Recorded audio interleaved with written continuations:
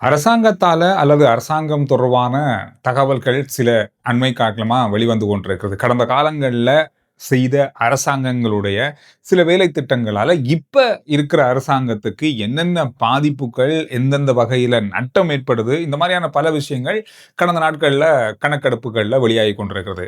இன்றைய நாள்ல ஒரு தகவல் இதே மாதிரி ஒரு தகவல் வெளியாகி இருக்கிறது. இலங்கையில் இருக்கிற பல மாவட்டங்கள்ல இப்ப ஜனாதிபதி மாளிகைகள் இருக்கு. இப்ப கொழும்புல மட்டும்தான் இல்ல. கடந்த கால மஹிந்த ராஜபக்ஷ அவருடைய ஆட்சி காலத்துல பல இடங்கள்ல ஜனாதிபதி மாளிகைகள் நிறுவப்பட்டது. குறிப்பா 7 இடங்கள்ல இருக்கிறது. கொழும்புல இருக்கு, ஹம்பாந்தோட்டையில இருக்கு, பெந்தோட்டையில இருக்கு, கதிர்காமத்துல இருக்கு, நோரெலியாவுல இருக்கு. இந்த மாதிரி பல இடங்கள்ல 7 இடங்கள்ல இந்த ஜனாதிபதி மாளிகைகள் இருக்கு. ஆனால் ஜனாதிபதி மாளிகை இருந்தாலும் கூட ஜனாதிபதி அங்க போறதே இல்ல. இப்ப அங்க எந்த கூட்டங்களோ அதற்கான எந்த ஒரு வேலைப்பாடுகளும் அங்க இருக்கல. அவர் கொழும்பை தவிர மற்ற எங்கேயுமே அதை பாவிக்கிறதில்ல. கொழும்பை கூட ஒரு சில கூட்டங்களுக்காக மாத்திரம்தான் பாவிக்கிறார்கள். அவர் தங்குறதுக்காக பாவிக்கிறது இல்லை. இந்த மாதிரி பல கட்டுப்பாடுகளும் செலவுகளை குறைக்கிறதுக்கான நடவடிக்கைகளையும் இந்த அரசாங்கம் வந்தது பிறகு எடுத்தாங்க. ஆனா கடந்த 2025ஆம் ஆண்டு இந்த 7 ஜனாதிபதி மாளிகைகளையும் பராமரிக்கிறதுக்கு மட்டுமே கிட்டத்தட்ட 3 கோடிக்கும் அதிகமான பணம் செலவாகி இருக்கிறதாம். இதுக்கு காரணம் தொலைபேசி கட்டணம், அது மட்டும் இல்லாம மின்சார கட்டணம், அதோட பராமரிப்பு கட்டணம்.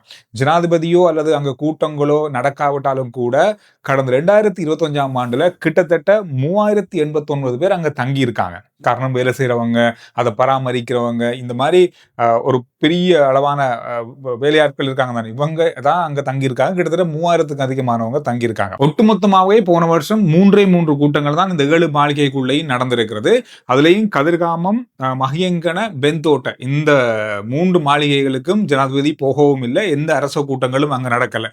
அப்படி இருந்தும் 24 லட்சம் ரூபாய் அதற்கான பராமரிப்பு செலவாக அரசாங்கம் செலவிட்டு இருக்கிறதாம். இந்த மாதிரி ஒரு தகவல் என்ற நாளில் வெளியாகி இருக்கிறது. இது தொடர்பான பலதரப்பட்ட விஷயங்கள் இந்த ஜனாதிபதி மாளிகைகளை சுற்றுலா பயணிகளுக்கு அல்லது சுற்றுலாத்துறைக்கு இதை பயன்படுத்துறது அல்லது வியாபார ரீதியில் அதை பயன்படுத்துறதுக்கான நடவடிக்கைகள் எடுத்தாலும் இன்னும் முழுமையான வேலை திட்டங்கள் அதுக்கு நடந்து முடிக்கல. அதோட கொழும்பு 7ல முன்னாள் ஜனாதிபதி, முன்னாள் அமைச்சர்கள், பாராளுமன்ற உறுப்பினர்கள், இந்த மாதிரி அரசியல் தலைவர்களுக்கு வழங்கப்பட்ட அரச உத்தியோகபூர்வ இல்லங்களை அரசாங்கம் மீள பெற்றுக் கொண்டது. இந்த அரச வீடுகளை கூட பராமரிக்க முடியாம அல்லது அது பாழடைந்த நிலையை கூட சென்றடைந்து கொண்டிருப்பதாக அண்மையில் ஒரு சிங்கள பத்திரிகையை செய்தி வெளியிட்டிருந்தாங்க. அதுல 3 தான் பயன்படுத்தப்படுது. மற்ற எல்லாமே சும்மா தான் இருக்கு. அங்க யாருமே இல்லை. அது பாழடையும் அல்லது அது பழுதாகின்ற நிலைக்கு இப்பொழுது தள்ளப்பட்டிருக்கிறது என்ற கவலைக்குரிய செய்தியை அந்த பத்திரிகை ஒரு கிழமை 2 கிழமைக்கு முதல்ல வெளியிட்டிருந்தது. இலங்கையில ஹெலிகாப்டர்களை தயாரிக்கிறதுக்கு ஒரு தனியார் நிறுவனம் தயாராகி வருகிறது. தொடர்பான ஆலோசனைகளையும் இந்த தயாரிப்பு தொடர்பான முன் யோசனைகளையும் இப்பொழுது அரசாங்கத்திடம் முன்வைக்கப்பட்டிருக்கிறது.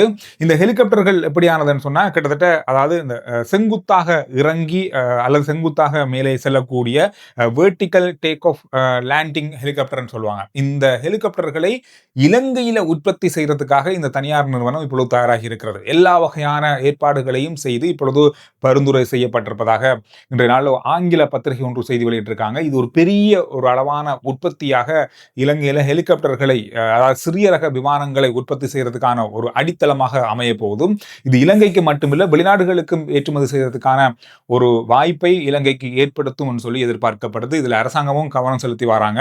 இதுல இன்னும் ஒரு முக்கியமான விஷயம் என்னன்னா, இங்கே தயாரிக்கப்படும் போது உள்ளூர் போக்குவரத்துகளுக்காக, பயணிகள் போக்குவரத்துகளுக்காக, அதோடு மருத்துவ தேவைகளுக்காக, சில அத்தியாவசிய தேவைகளுக்காக இந்த ஹெலிகாப்டர்களை பயன்படுத்த முடியும். இதற்கு ஓடுதளங்கள் தேவையில்லை. இது செங்குத்தாக இறங்கி ஒரு சின்ன தரையிலேயே இவர் இறங்கக்கூடியவர், அப்படியே மேலே ஏறி செல்லக்கூடிய ஹெலிகாப்டர்கள். இந்த ஹெலிகாப்டர்கள் இங்க இலங்கையில பயன்படுத்தப்படுது. பல நாடுகள் இதை பயன்படுத்துறாங்க அவசர தேவைகளுக்கு. வரப்போற நாட்கள்ல இலங்கையில இந்த ட்ரோன் மூலமான போக்குவரத்து சேவையை ஆரம்பிக்க போறோன்ற ஒரு பெரிய திட்டம் ஒன்றை ஆரம்பிச்சு அதுக்கான வேலைகள் இப்ப நடந்து கொண்டிருக்கு. அந்த மாதிரியான சேவைகளுக்கு கூட இந்த ஹெலிகாப்டர்கள் பயன்படுத்தப்படுவதற்கான வாய்ப்புகள் இருக்கு. காரணம், குறைந்த செலவில் வெளிநாட்டிலிருந்து இறக்குமதி ஆகிறதுக்கு விட இங்கேவே அதே நிறுவனமே இலங்கையில் வைத்து தயாரிக்குமாக இருந்தால் அந்த தரம் அப்படியே இருக்க போகுது. அது விலை குறைவாகவும் இந்த ஹெலிகாப்டர்களை இலங்கை பயன்படுத்த முடியும், வெளிநாடுகளுக்கும் இதை ஏற்றுமதி செய்ய முடியும் அப்படின்ற ஒரு வேலை திட்டத்தை ஆரம்பிச்சிருக்காங்க. இது வெற்றியளிக்கும் பட்சத்துல ஒரு சிறந்த ஒரு திட்டமாக இது இருக்கும். இந்த திட்டம் பற்றி நீங்க என்ன நினைக்கிறீங்க அப்படின்றத கருத்துக்கள்ல சொல்லுங்க. டெங்கு நோய் அப்படின்றது ஒரு கட்டுப்பாட்டுக்குள்ளே இல்லாத ஒரு விஷயமாகவே தொடர்ந்து மாறிக்கொண்டிருக்கிறது. 81,000 பேரை நெருங்கி இருக்கிறது. இன்றைய நாளில் டெங்கு நோயாளர்கள் பதிவு செய்யப்பட்ட எண்ணிக்கை 61 பேர் உயிரிழந்திருப்பதாக இன்றைய நாளில் அறிவிக்கப்பட்டிருக்கிறது. இன்றைய நாளில் முக்கியமான ஒரு விஷயம் சொல்லப்பட்டிருக்குன்னு சொன்னால், டெங்கு நோய் பரவக்கூடிய இடங்கள் உங்களோட இடங்களில் இருக்கு. அது எல்லாத்தையுமே தேடி பரிசோதகர்கள் வந்து அழிப்பது அப்படின்றது அவ்வளோ சாத்தியமானதே இல்லை. சிறிய சிறிய இடங்களில் தான் இது வளரக்கூடிய வாய்ப்பு கடந்த காலங்களுடைய பரிசோதனைகளில் தெரிய வந்திருக்கு. அது அந்த வீட்டு உரிமையாளரோ அல்லது நிலத்துக்கு உரிமையாளரோ அந்த பிரதேசத்துக்கு சொந்தக்காரரோ அழித்து விடக்கூடிய சந்தர்ப்பம் இருந்தாலும் மக்கள் அதில் பெரிய அளவாக கவனம் செலுத்தாமையை, அது அக்கறை செலுத்தாமல் தான் இந்த அளவுக்கு டெங்கு நோய் பரவுவதற்கு காரணமாக அமைஞ்சிருக்கு. எனவே மக்கள், வீட்டாளர்கள், வீட்டு உரிமையாளர்கள் இந்த சுற்றுப்புறத்தில் உங்களுடைய பிரதேசங்களில் உங்களுடைய வீட்டிலேயே இருக்கக்கூடிய தண்ணீர் தேங்கி கொள்ளக்கூடிய நுளம்புகள் பரவி இருக்கான்றதை பார்த்து அதை அகற்றும் பட்சத்தில் இதை கட்டுப்பாட்டுக்குள்ள கொண்டு வரலாம் ஒழிய, இதை பரிசோதகர்கள் தொடர்ச்சியாக நாடு முழுவதும் ஒவ்வொரு வீடு வீடாக வந்து இதை பரிசோதனை செஞ்சு அழிக்கிறதுக்கு இடையில பெரிய அளவான டெங்கு பரவல் தான் ஏற்படக்கூடிய வாய்ப்பு இருக்கு. எனவே மக்கள் இதுல மிக கவனம் செலுத்த வேண்டும் அப்படின்ற கோரிக்கையை முன் வச்சிருக்காங்க. இன்றைய நாளில் சர்வதேச ரீதியில பெருசா பேசப்படுற ஒரு விஷயம், இந்தியாவுடைய கல்வி அமைச்சர் பதவி விலகி இருப்பது. கடந்த கிழமையிலிருந்து அரசாங்கத்துக்கு எதிராக, கல்வி அமைச்சருக்கு எதிராக, கல்வி திட்டங்களுக்கு எதிரான மாணவர்களுடைய போராட்டம் பாரிய அளவான எதிர்ப்பலைகளை ஏற்படுத்தியிருக்கிறது. கட்டுப்படுத்த முடியாத நிலையும் ஏற்பட்டிருக்கிறது. பலதரப்பட்ட வன்முறை சம்பவங்கள் பதிவாகி இருப்பதாக சொல்லப்பட்டிருக்கு. இந்த மாதிரியான பல விஷயங்களுக்கு மத்தியில் இன்றைய நாளில் கல்வி அமைச்சர் பதவி விலகி இருப்பது இந்த போராட்டத்தை கட்டுப்பாட்டுக்குள்ள கொண்டு வரக்கூடிய வாய்ப்பு உருவாகி இருக்கான்னு பார்த்தா இன்னும் அந்த போராட்டம் தொடர்ந்து கொண்டிருப்பதாக தான் இந்திய ஊடகங்களுடைய செய்திகளில் சொல்லப்பட்டிருக்கு. இந்திய பிரதமர் நரேந்திர மோடி அவர்களுடைய சில கருத்துக்கள், அவர் வெளியிட்ட மாணவர்களுக்கான கோரிக்கைகள், இதெல்லாமே வந்து சமூக வலைதளங்கள்ல பெரிய அளவான வைரலான வீடியோவாக மாறி இருக்கிறது. இதுவரை காலமும் இல்லாத அளவான ரீச் அப்படின்னு சொல்லுவாங்க. அதாவது கிட்டத்தட்ட 24 மணி நேரத்துல 300க்கும் அதிகமான மில்லியன் கணக்கான பார்வையாளர்களை பார்வையிட்ட வீடியோவாக கூட அது மாறி இருக்கிறது. மாணவர்களிடம் அல்லது கல்லூரி மாணவர்களிடம் விடுக்கப்பட்ட கோரிக்கை தொடர்பான காணொலியானது அந்த காணொலியும் இப்பொழுது அதிகமான பார்வையாளர்கள் பார்த்த காணொலியாக கூட மாறி இருக்கிறது. இன்றைய நாள் இந்த கல்வி அமைச்சருடைய பதவி விலகல் தொடர்பாக பரவலாக சர்வதேச ஊடகங்களிலேயே பெரிய அளவான செய்தியாக பார்க்கப்படுது. கடந்த காலங்களில் பல நாடுகளில் இந்த மாணவர்கள் போராட்டம் என்பது பெரிய அளவான வெற்றியை பெற்ற ஒரு போராட்டம்.